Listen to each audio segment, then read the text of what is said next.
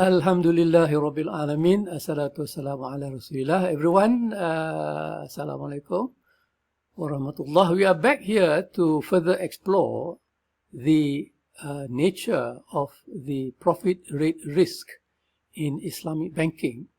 And our main focus today would be on the income gap and the earning at risk. So this is a presentation to illustrate the measurement of profit rate risk.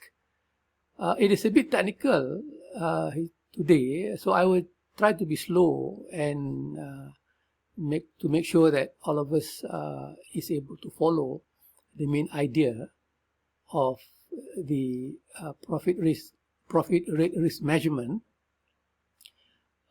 Earlier, I was talking about the fact that when the Islamic bank faces economic volatility, among which include the interest rate volatility, then the impact on earning and capital need to be examined so that we can appreciate to see how changes in the level of interest rate is affecting Islamic banking.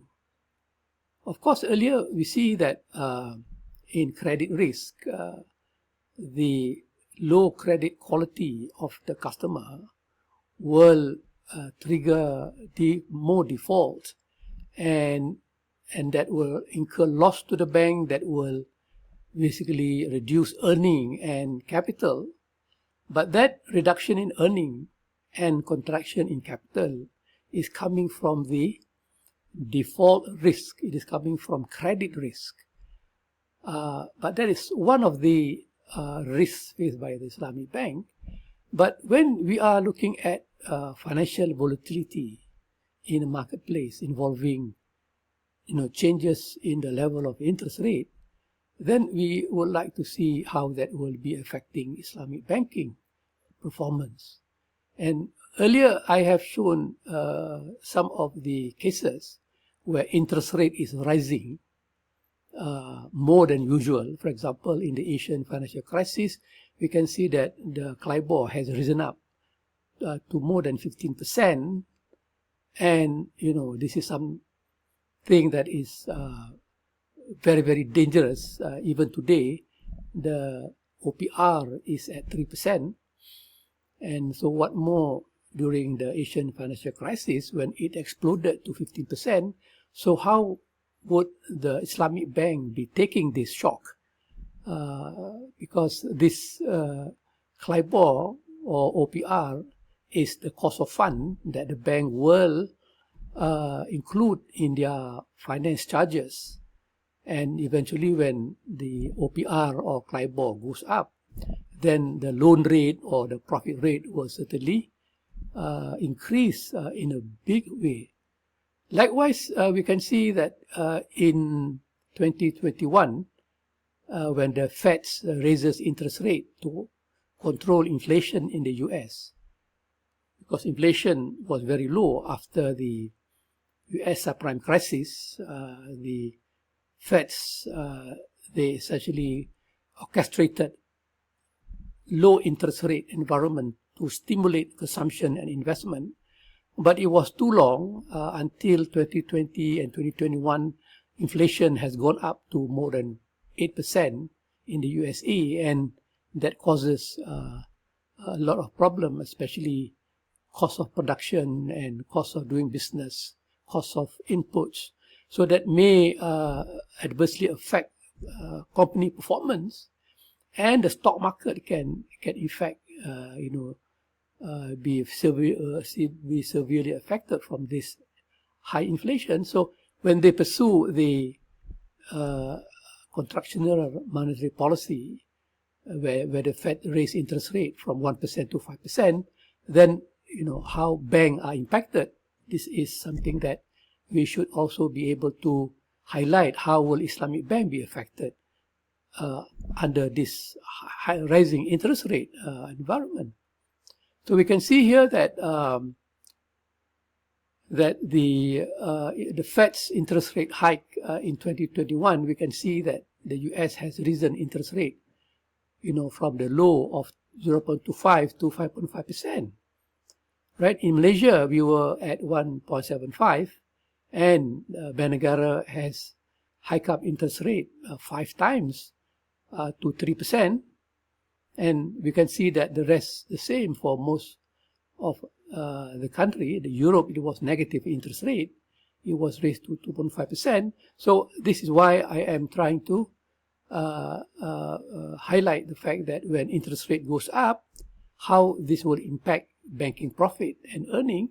So that is why we have to go and look at some of the theory available in banking to explain the impact of rising interest rate on banking, earning, and profit.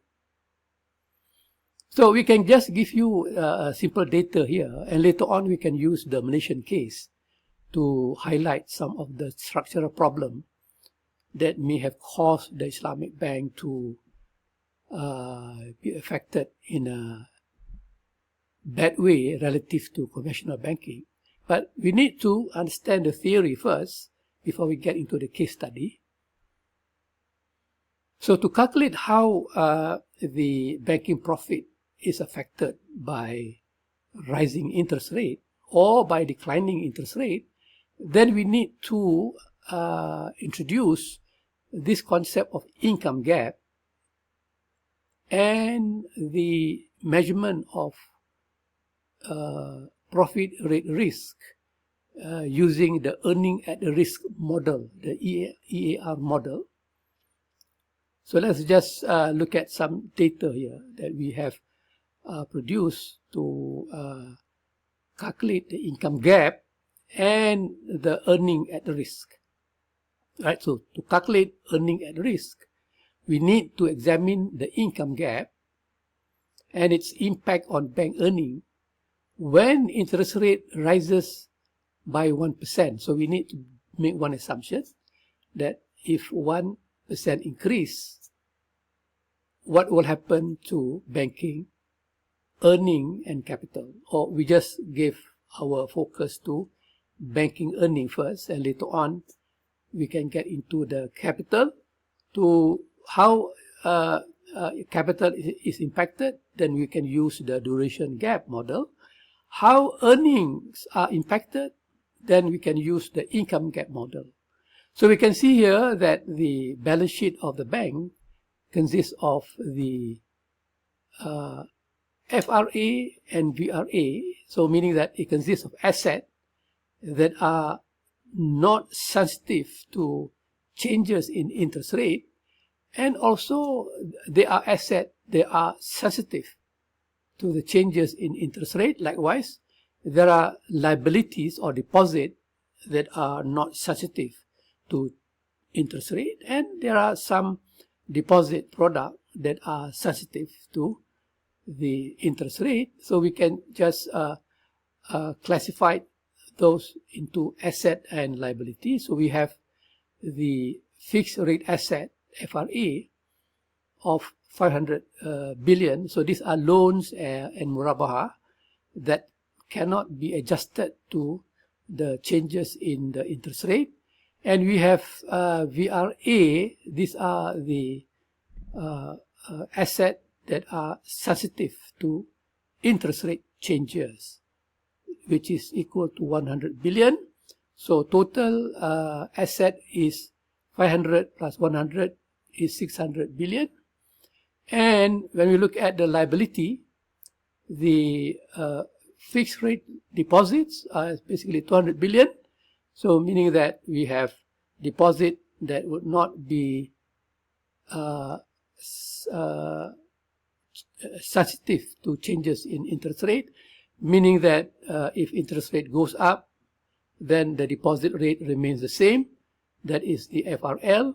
We have VRL, that is 400 billion. So these are deposits where the rate can be adjusted accordingly. So if rate goes up by 1%, then the deposit rate can be increased accordingly by 1%. So likewise, the asset earlier over here.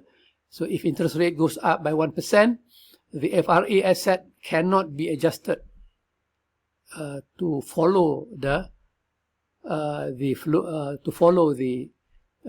interest rate changes. Likewise, VRL or VRA, 100 billion, if interest rate goes up by 1%, then the VRA asset, the loan rate or the profit rate can be adjusted accordingly by 1%. So this is essentially where we start to highlight the nature of the asset and liability, how they are able to change accordingly based on the changes in the level of interest rate. So this conception of income gap, we now need to introduce. So income gap is the difference between the sensitive asset and the sensitive liability. So because we want to see how would this asset be able to respond to the rising interest rate, how this deposit will be responding to the increasing interest rate, and this is basically how the income gap is formulated to highlight the VRA and the VRL, because these are the two products that are sensitive to the changes in interest rate. So the asset VRA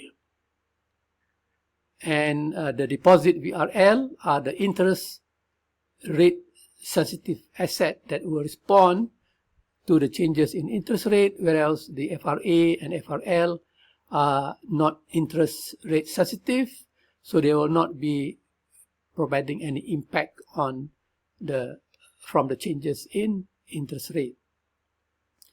Okay guys, I think we can stop here, and then we would go back to the asset portfolio and the deposit portfolio, and to see how can we calculate the earning at risk based on the income gap of the Islamic bank, and inshallah we will be able to see how the impact on earning be explained by this theory of income gap. Okay guys, thank you for your time. I'll see you again.